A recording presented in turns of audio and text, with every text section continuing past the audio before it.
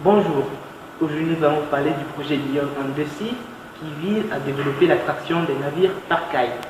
Eh bien, nous avons la chance d'être avec Nédélec Bigic, doctorant à l'Institut de Bretagne et qui fait une thèse à ce sujet. Alors, monsieur Nédélec, comment vous êtes venu l'idée d'utiliser un kite sur des navires? Alors, le projet Beyond the Sea est développé depuis 2007 par le navigateur Yves Parlier. Il s'est aperçu que les kites, par rapport à des gréements classiques, ont l'avantage de générer beaucoup plus de traction puisqu'ils peuvent avoir leur propre vent apparent et donc générer beaucoup d'efforts. En plus, comme ils sont attachés simplement avec des lignes sur le pont, ils ne prennent pas de place sur le pont, donc on peut transporter autant de marchandises qu'avec les porte-containers actuels.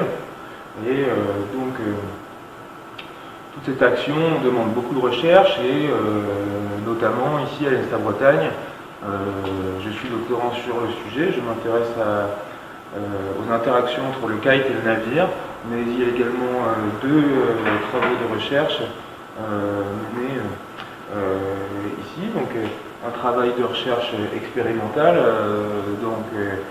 il y a un banc d'essai de kite qui est développé avec un navire, donc celui-ci c'est un prototype, et il y a aussi une action de recherche sur l'interaction fluide-structure, déterminer la forme du kite en vol, et c'est une affaire assez complexe puisque le kite est une structure très souple, donc elle dépend éminemment de son chargement aérodynamique. Oui, monsieur Bigic, qu'en pensez-vous que cette technologie soit suffisamment mature pour être commercialisée? Alors, quand est-ce qu'on pourra commercialiser cette technologie? Je pense que d'ici 10 ans, on pourra voir des cargos traités par des kites. C'est le plus gros objectif du projet Beyond the Sea. Entre-temps, il faut qu'on puisse développer le kite pour des plus petits navires et donc avoir des plus petits kites, ça nous permettra de mettre au point le système dans sa globalité et donc ça d'ici 5 ans on pense pouvoir équiper des chalutiers, des petites unités on va dire inférieures à 30 mètres.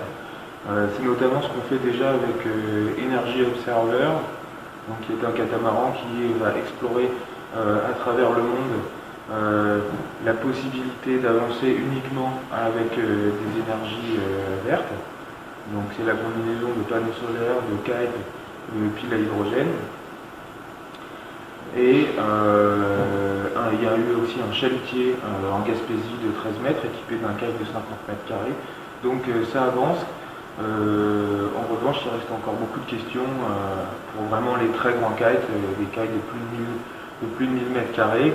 Ça, pour le moment, on n'est pas encore capable de le construire, de le maîtriser, de l'envoyer. Donc au minimum 10 ans.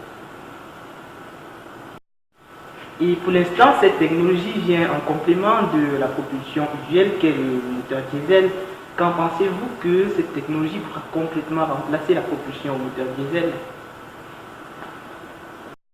Alors pour le moment, l'objectif est uniquement de développer la traction linéaire par kite et que cette traction soit auxiliaire à la motorisation classique du navire. En revanche, il est vrai que il est possible d'utiliser uniquement des énergies renouvelables pour faire avancer un bateau. En revanche, est-ce qu'on aura du vent en permanence? Ça, c'est pas forcément dit. Ensuite, est-ce que ce sera possible avec le kite de pouvoir répondre aux attentes économiques du marché du transport maritime? Ça, c'est des questions qui sont moins évidentes et qui ne dépendent pas forcément de la technologie. C'est un joli rêve à avoir en tête. Je pense qu'il faut se battre pour ça. Alors, est-ce que ce sera dans 20 ans, 30 ans, 50 ans, 100 ans?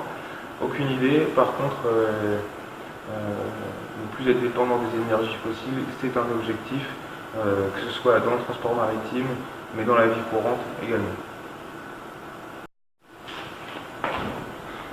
Merci Monsieur le Délégué qui nous avons apporté cet éclairage sur le kite. Merci à vous. Merci beaucoup de nous avoir invités, chers téléspectateurs. Bonsoir.